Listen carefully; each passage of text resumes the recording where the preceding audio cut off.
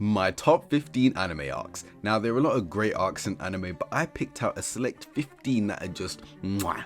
Now, I haven't read or watched all of any manga, so please be gentle with me if I don't have any. No, I'm joking. I don't have everything that everyone wants, okay? This is my opinion, etc, etc. Let's just go into the list. We're gonna start off a bit controversial with the question mark arc from Mob Psycho. I'm starting off very controversial, I know. A lot of people either love or hate Mob Psycho, and I'm on the love spectrum, but this arc is absolutely beautiful. It started with complete shock, seeing Mob get hit by a car, bleeding out, and I'm thinking, huh?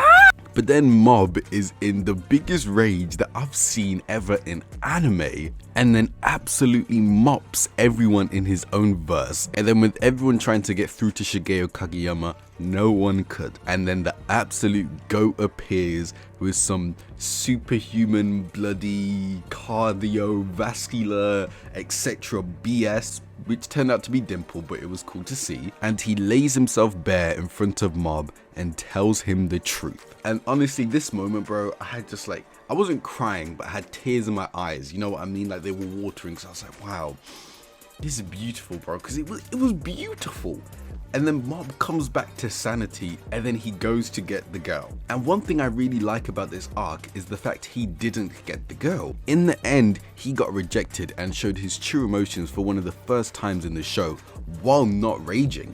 And this shows his great development as a character and how he accepts himself and all the emotions he had. And the ending is honestly top 3 endings for me in anime. That's number 15. And to be honest, I was going to take this arc out for another Mob Psycho arc, bro, but the ending just too good. And at number 14, I have Soul Society. Now, I had a different Bleach arc here, but then I was like, nah, you know what? You do this one thing better than Soul Society, but not everything else. The writing behind Soul Society and all the introductions to different characters like Kenpachi, who else was introduced in this arc, I can't remember. Basically all of the Gotai 13, and then it having great fights like Ichigo versus Byakuya, Ichigo versus Kenpachi, even Shunsui versus Chad. That's so weird to say those two names together, Shunsui and Chad. And with there being so much going on and all of it being part of a deeper scheme, all planned by Lord Aizen, this arc is genuinely straight peak with so many twists and turns, great fights, great character introductions, great everything. And it was also cool to see such an inner conflict within the Soul Society. And of not speak about Ichigo's Bankai, which is one of the best moments in anime manga, undebatably. And with this arc showing us the true extent of how far Ichigo will go for his friends, I feel like this arc really defined a lot of Ichigo's character to us, the audience. Like I said, straight at 8, peak. But on to number 13, Zabayodi. This was the beginning of it all. Throughout the majority of One Piece thus far, it was a story where the Straw Hats had near enough always came out on top, and this arc showed us the difference between the East Blue and the rest of the world. It was a great introduction to the worst generation and some staple characters within the story such as Law. Seeing Kizaru wreak absolute havoc was amazing, and seeing Luffy truly broken for the first time and him getting his first hint of how unsuitable he was for the new world. Absolutely great, bro. Animes and arcs are so much better when stakes are shown within the story, as in, we will not succeed every single time and we can hit massive failures. And then at number 12, I think people are gonna have mixed feelings about me having this on the list, but bro, I'll put it here with like confidence. The Leona's infiltration from 7 Deadly Sins. This is the arc where I like fell in love with 7 Deadly Sins. The mystery behind Meliodas in this season was super compelling, and how it was slowly revealed within this certain arc.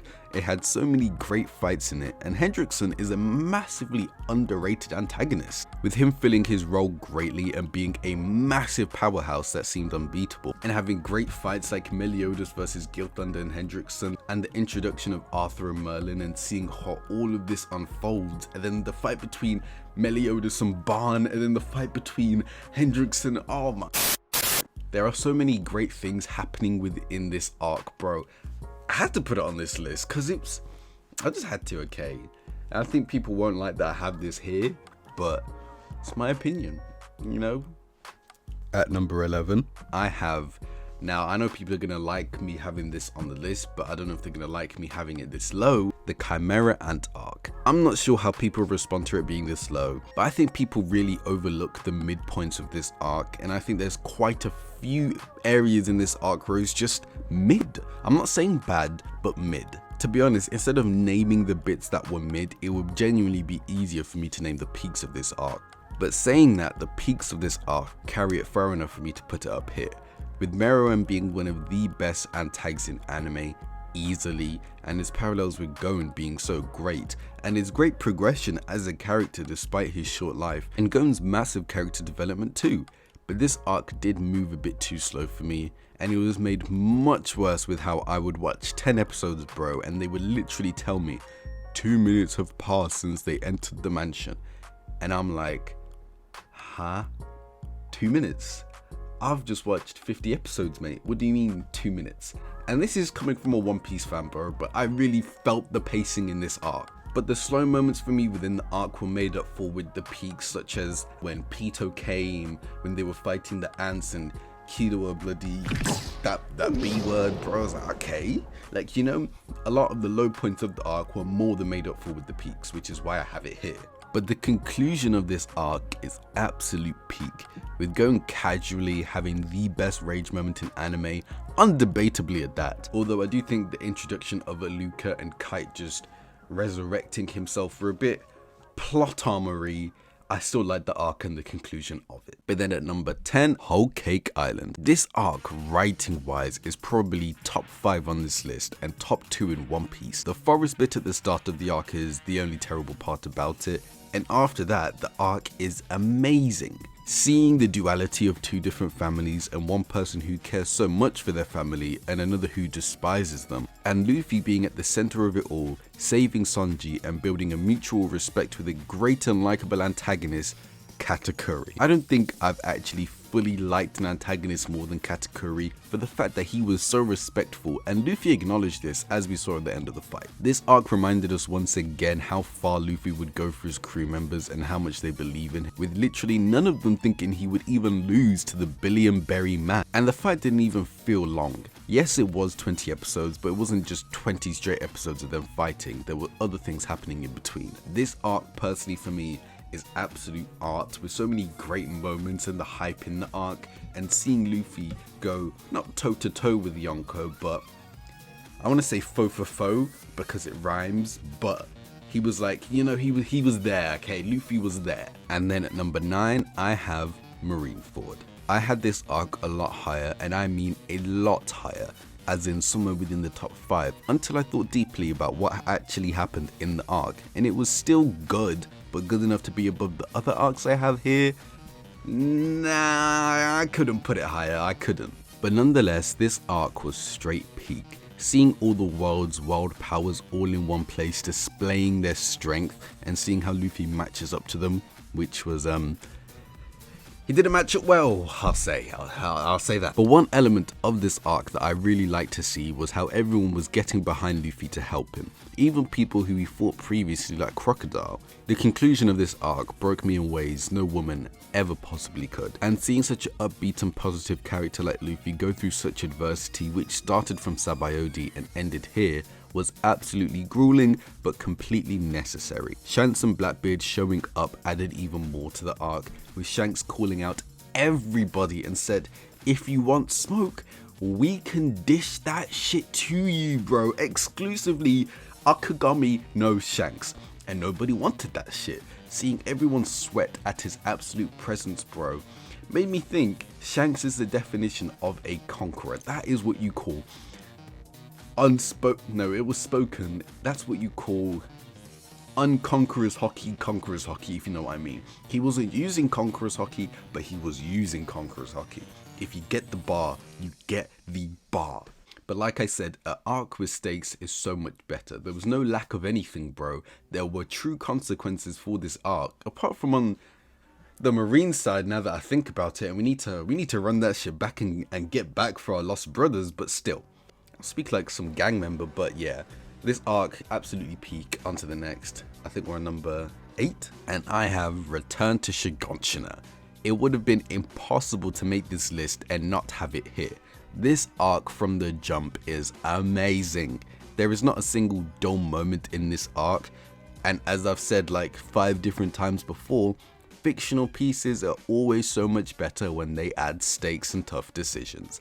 And the anime itself does this amazingly, but this arc took it to the extremes, bro. With so many vital decisions which in the end shook up the whole story, and great events happening, and of course Levi acting like the absolute GOAT for the majority of the arc. How could I like, come on bro. And that Levi get back on Zeke, bro. Untouchable. The absolute rage and demonic presence within Levi. I'm going too far into it. But seeing Levi chase down Zeke and the introduction of Zeke as well, absolutely great. Seeing the two plans unfold and not knowing if they would actually succeed, since this is Attack on Titan, not bloody what's a plot induced show where the protagonist always succeeds. This is Attack on Titan, not Scooby-Doo, bro. We don't know at the end of the arc they will succeed, and they succeeded, but they also like fucked. They were fucked. But yeah, this arc was absolutely amazing, with a culmination of hard decisions needing to be made and amazing peaks. It's definitely worthy of being on this list, and I don't think anyone can really disagree. Now at number 7, I believe, this is kind of a hot take, I have York New City. Yes, I think this is the best Hunter x Hunter arc. It's so much more consistent than Chimera, although the peaks aren't as high. The Phantom Troop are comfortably, in my eyes, the best villain group in anime, and the whole ordeal and intro to them was absolutely amazing, with them stomping the Shadow Beast, no diff. I didn't really like Kurapika throughout the anime. It's not that I disliked it, but I was never like, oh yeah, Kurapika, great, you know what I mean? This arc is still one of my favorite in all of anime manga, and of course we have to speak about the GOAT, Crowley. The mystery and just absurdness of him makes me like him so much, and he is most definitely one of my favorite antagonists in anime, giving us great fights like him versus Zeno and Silver. This arc is straight peak, bro, with the Phantom Troop being absolute literal menaces to society, bro. Like, you want to call someone a menace to society, it is them. And such great moments like, I mean, fuck this shit, bro. Well, Uval, can you hear it? You get the point. Now at number 6, I have Kurakura Town. This arc is easily one of my favorite in anime, bro.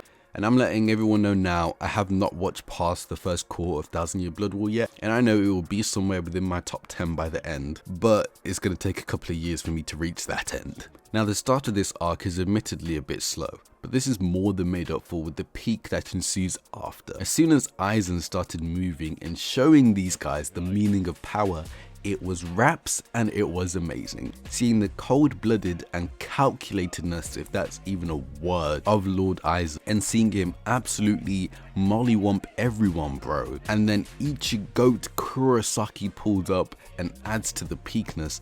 And then to add even more to it, we had the amazing part of Aizen versus Ichigo, the final battle, and Aizen's absolutely amazing speech, which is top 10, maybe top 5 for me in anime. I couldn't, bro. I just couldn't. This arc was absolutely peak with so many great fights, and the conclusion of the arc wasn't great. I wouldn't say great, but I enjoyed it. But now at number 5, oh, into the top 5, nice. I have War for Parody. Now I know a lot of people think Return to Shiganshin is the best AOT arc, which I think is a valid take, but this arc, bro, it's pure art.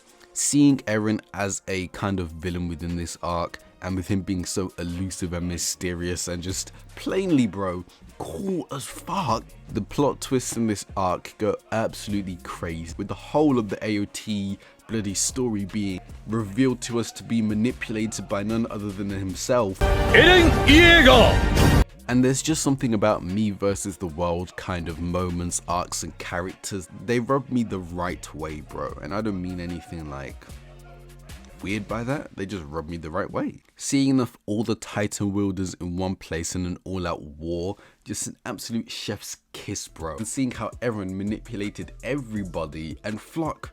I didn't like Flock at the start. I don't think anyone did. and then he becomes more and more goated as the story goes on, bro. I shaved yesterday.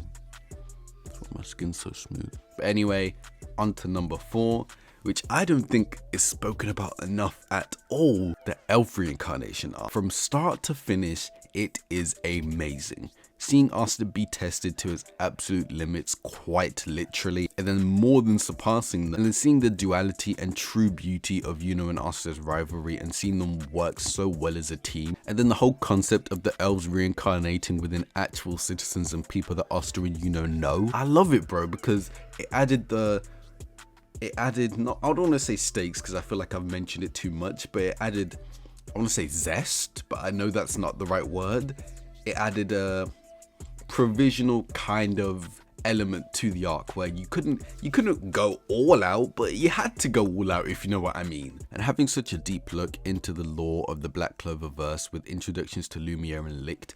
And let me say this, bro, I really liked Licht, and I wish we saw him at full power, because honestly, I think not right now he would be the strongest in the verse. He wouldn't, with Lucius being a whole issue, but he would have been one of the strongest in the verse undoubtedly, and I'm saying top 5. I might take that back in the future, who knows. And this arc had a great antagonist change, with Zagrid instead being the big bad manipulator, which other animes have failed to do. And I won't mention names, cough cough Naruto. And so many great fights and hype moments like Julius versus Patry, Asta and Yuno versus Licht, Meriliona versus all those elves, bro, and the final fight of the arc. Although I do think Zagrid was a bit nerfed with his magic being bloody hacked out, bro, and then all he did was make worms. Like, I'm not gonna nitpick over such a great arc because, like, that's the only little flaw within this arc. But it still had a great conclusion and never a dull moment. But now we're into the top 3. And now, I know people aren't gonna like the fact I have this shit here. I just know it, bro. But I have the 10 Commandments arc. Now this arc is what made 7 Deadly Sins my favorite anime for so long, although it's not now. And if you wanna know what is my favorite anime, go check out my ranking every anime that I've watched video. I'll put it somewhere up here. But seeing these mysterious beasts that bring a whole new world of danger to the 7 Deadly Sins and giving us so many amazing fights. And honestly, if 7 Deadly Sins had better animation, they would have some of the best fights in anime. And even the ones that don't have great animation are some of the best fights in anime. You can hate the show, but you cannot tell me this arc lacked hype. It was a great change of pace to see the main group actually lose, not just once, but many times. And the mystery and history behind Meliodas and the 10 Commandments, and even Elizabeth, with these guys being one of my favorite antagonist groups in anime, with great characters like Esterosa, Zeldris and Munspeet, and introducing within this arc the great lion sin of pride, Escanor, who casually has the best introduction in anime. Hot take, but not hot take, because he's him, bro. This arc was absolutely amazing, with Meliodas versus the 10 Commandments being one of the best fights in anime, and I'll say that with my boobies. But then at number 2, I have Light versus L. This arc is a straight 10, bro. It's amazing and lacks absolutely nothing. It has no flaws. A 10 out of 10 antagonist that antagonizes Light perfectly, and a 10 out of 10 MC with 10 out of 10 progression, and literally never a boring moment. This is the best rivalry in anime. As a massive intellectual myself, my favorite types of battles are those of the mind, not the fist. And this is the epitome of that, bro. The conclusion of the arc was A1, whatever that means. Actually, no, you know what? I don't like the fact that I said that. That's so off-brand. The conclusion of the arc was magnificent. Seeing Light manipulate his whole way through and being countered by L in near enough perfect ways, and having so many nail-biting moments that had me edging off my seat. Don't know why I did that. I don't think anyone can complain about this arc being here, or even in the top 3. Are we in the top 3? Shit, we're in the top 3. This is 2, damn. On to number 1, of which I have Wano. Wano has no misses at any point. Now, considering this arc is how many episodes? Like, as of right now, it's about 150 episodes long, and it does not have a dull moment or segment within the arc, bro. Do you think any other arc could run for 150 episodes and be this good? From start to finish, it is amazing. The fights are so good and actually well choreographed, which isn't something us One Piece fans got to see a lot, you know? With the best episode of anything I've ever watched in anime with 10:15, which I feel like is a big like NPC One Piece take, but it is for me. Seeing how far the Straw Hats have truly come as a crew, from struggling with pacifistas to fighting Yonkos and their commanders, seeing Zoro actually act as a antagonist within this arc. This arc had so much going on at once, and normally when animes do this, arcs get so messy, but I could keep track the whole way through and I loved it. The Udon prison segment was a bit drawn out, but that's literally the only flaw within the arc, and that's more so due to pacing. And it's not like the arc was boring, it had shit going on with the arrival of Big Mom, Luffy learning Ryu, the presence of Kid. I wanted to see Luffy fight Queen, but Queen wouldn't have won. But one thing I actually really liked about this arc is Kaido. Kaido is very overhated and an underrated antagonist, with actually a good deal of writing behind him. And he was a great character to help Luffy reach that next level of strength, with Gear 5 easily being one of the best transformations within anime. This arc was full of amazing moments, and I don't think I will ever be more captivated in an arc like this again, apart from probably the closing One Piece arcs, bro, because Oda's a genius, and there's no way the closing arcs within One Piece aren't going to be of this quality or better. But that's all I've got for my top 15 arcs within anime. Comment your guys' top 15 or top 10 or top 5 arcs within anime, all that algorithm nonsense. Like, subscribe. Goodbye.